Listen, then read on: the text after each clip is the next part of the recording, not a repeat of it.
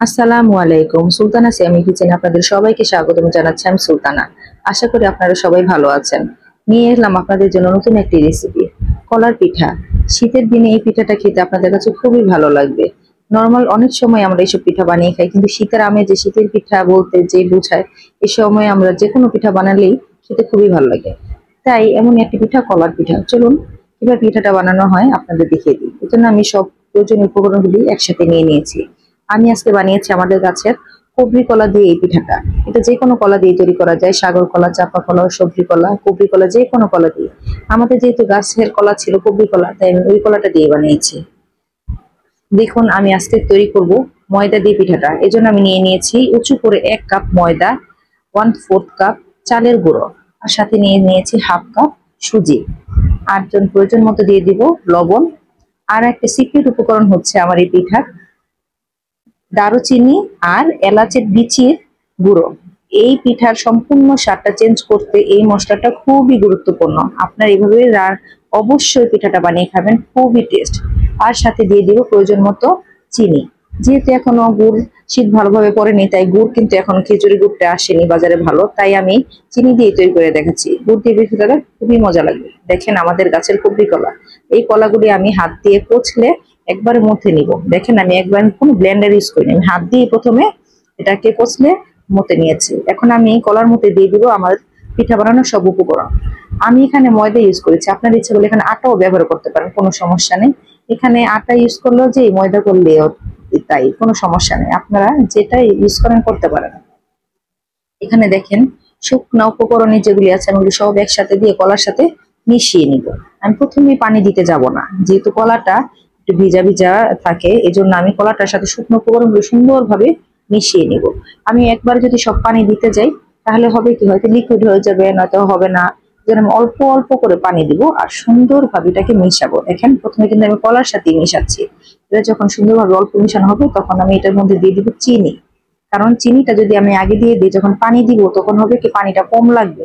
আমি যদি পানি দেওয়ার পরে চিনিটা দিই, তখন কিন্তু বোঝা যাবে না, কারণ চিনি পানি ছাড়ে। আমি যদি আগেই পানিটা দিয়ে দিই, তখন চিনির পানিটা ছাড়বে, আবার পানিটা বেশি হয়ে যাবে, তখন কিন্তু আমার পিঠাটা ঠিক মতো আমার শেপ মতো আসবে না। আমি যেমন গোলা চাই তেমন গোলা তৈরি করতে গেলে আমার একটু ধৈর্য সহকারে আস্তে আস্তে পানিটা দিতে হবে। কাজগুলি আস্তে আস্তে করতে হবে। দেখেন আমি অল্প অল্প করে পানি দিচ্ছি, কারণ এখানে আমার শুকনো উপকরণগুলো সবগুলি শুকনা। যেমন চালের গুঁড়োটা আমার শুকনা ছিল, সুজিটাও শুকনা, আমার আটা যে আটা ইউজ করেন বা ময়দা ইউজ করেন সেটাও শুকনা ছিল। তাই আমি আস্তে আস্তে উপকরণগুলো দিব।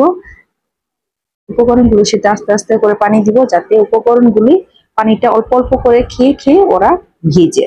তাহলে হবে কি, অতিরিক্ত পানি দেওয়ার যে একটা লেটকা লেটকা ভাব আসে না, ওইটা হবে না। দেখেন আমি আস্তে আস্তে করে পানি, অল্প পানি দিয়েছি, কিন্তু চিনির পানি থেকে এটা কিন্তু নরম হয়েছে। এটার মধ্যে আরো পানি লাগে। আমি আস্তে আস্তে করে দিয়ে সুন্দর একটা ঘন গোলা তৈরি করে দেখাবো। এটা খুব বেশি লেটকা হবে না, কারণ আমি হাত দিয়ে তুলে যাতে দিতে পারি ওই পরিমাণে পানি দিলেই হবে। আমি যেহেতু সবসময় বাসায় রান্না বান্না করেন, আপনাদের এটা অবশ্যই দেখেই বুঝতে পারবেন। এখন আমি এই পিঠার মধ্যে এই পর্যায়ে দিয়ে দিব হাফ চা চামচের মতো বেকিং পাউডার। এখানে আপনারা বেকিং সোডা ইউজ করতে পারবেন না, কারণ বেকিং সোডা থেকে আমি মনে করি বেকিং পাউডারটাই ভালো। বেকিং পাউডারটা ব্যবহার করলে হবে কি, পিঠাটা উপরে ক্রিস্পি হবে, ভিতরে হবে ফ্লাফি। পিঠাগুলো আপনি যেভাবে দেন না কেন, শেপ কিন্তু গোল গোল হয়ে সুন্দরভাবে হবে। আমি এগুলি বড়ার মতো করে ছাড়বো, যেহেতু এই জন্য ওই পরিমাণে ওইভাবে আমি গোলাটা তৈরি করবো। আমার গোলাটা কিন্তু অলরেডি তৈরি হয়ে গেছে, দেখেন।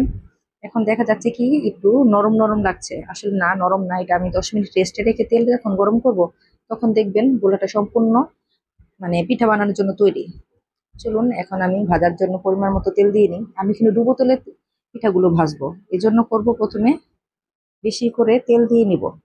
এই যখন আমি তেলগুলি দিব, তখন কিন্তু আমাকে একটা জিনিস খেয়াল রাখতে হবে, যাতে পিঠাগুলি ডুবে থাকে, এই পরিমাণে তেল তো দিতে হবে। আর আমি সাথে সাথে কিন্তু পিঠাটা দিয়ে দিব না গরম হয়ে গেলে, আগে আমি একটু চেক করে নেব। দেখেন আমি একটু চেক করে নিচ্ছি পিঠাটা দেওয়ার জন্য প্রস্তুত নাকি তেলটা। দেখেন হ্যাঁ প্রস্তুত হয়ে গেছে, তেলটা হালকা বুড়বুড়ি করে ছেড়ে আসছে। হ্যাঁ তার মানে এটা প্রস্তুত। দেখেন পিঠাটাও লেগে যাচ্ছে না নিচে, সুন্দর একটা হালকা, আমি এটা কিন্তু হালকা মিডিয়াম আছে আমি তেল ভাজতে হবে। আমি যদি বেশি আঁচে ভাজতে যাই, তখন কিন্তু পিঠাটা ভালো হবে না, উপরে লাল হয়ে ভিতর দিয়ে কাঁচাই থেকে যাবে, বা ফ্লাফিনেসটা ভালো হবে না। দেখেন এখন আমি একটা একটা করে সব পিঠাগুলি দিয়ে দিব। পিঠা কিন্তু একটার সাথে একটা লাগিয়ে দিচ্ছি না, আমি ঘুরিয়ে ঘুরিয়ে চারপাশ থেকে একটার সাথে একটা যাতে না লাগে, একবারে দিক দিয়ে দিলে আরেকবারও দিক দিয়ে দিব, একবারে দিক দিয়ে দিলে আরেকবারও দিক দিয়ে দিব। তাহলে হবে কি, পিঠা দেওয়াটা খুবই ভালো হবে আর পিঠা লেগে যাবে না। দেখেন ঢেলে দেওয়ার সাথে সাথে কিছুক্ষণ পরে কিন্তু পিঠাগুলি দেখেছেন কত সুন্দর ডাবল হয়ে গেছে। আর পিঠাগুলি কিন্তু ছোট ছোট করে দিয়েছি, কিন্তু দেখেন পিঠাগুলি এখন কত সুন্দর হয়েছে। আমার আমার ইসের মধ্যে চামচে উঠতেই যাচ্ছে না, পিঠাগুলি গড়িয়ে পড়ে যাচ্ছে। আর দেখেন আমি পিঠাগুলি কিন্তু অনবরত নেড়েই যাচ্ছি। কারণ আপনি যদি পিঠাটা একভাবে রেখে দেন যে না থাক এক সাইড লাল হোক তারপর আরেক সাইড উল্টে দিব, না এটা করা যাবে না, এই পিঠা এভাবে হবে না। আপনাকে সুন্দর করে অনবরত সুন্দর করে নেড়ে যেতে হবে। প্রথমে যখন পিঠাটা উপর দিয়ে দেখবেন পুরোপুরি ভাবে হয়ে গেছে, লাগবে যে না লাল লাল হয়ে গেছে, না এটা হয়নি। আপনি এটা আস্তে ধীরে সুন্দরভাবে একটু সময় নিয়ে ভাজতে হবে, না হলে আপনি পিঠাটা ভালো একটা রেজাল্ট পাবেন না। আমার পিঠাগুলি হালকা করে ভাজা হয়েছে, দেখেন দেখতে বোঝা যায়, তাই না? এভাবে করে সুন্দর করে মিডিয়াম আছে আস্তে আস্তে করে ভাজবেন। দেখেন আমার পিঠাগুলি ভাজা হয়ে যাচ্ছে। আমি কিন্তু পিঠাটা প্রথম থেকেই বলে আসছি, খুব বেশি আগুনে ভাজিনি।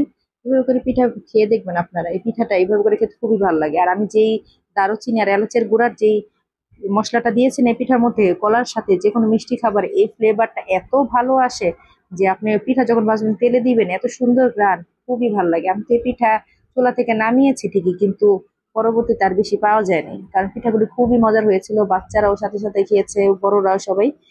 ওই সময় শেষ হয়ে গেছে পিঠা, আমি ছবি তোলার জন্য অল্প একটা রেখেছি আপনাদের দেখানোর জন্য, এছাড়া সব পিঠা অনেকগুলো পিঠা কিন্তু হয়েছে, সবই শেষ।